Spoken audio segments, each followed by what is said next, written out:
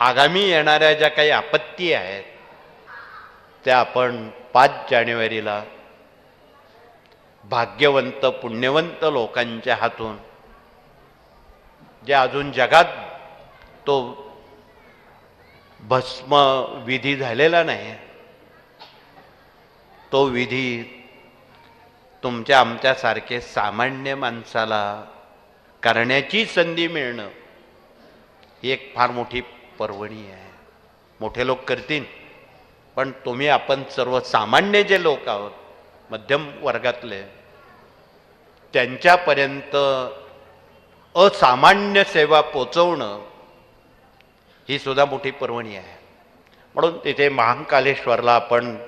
देशाच्या वतीनं आपले प्रतिनिधी म्हणून तिथे विनंती करणार आहोत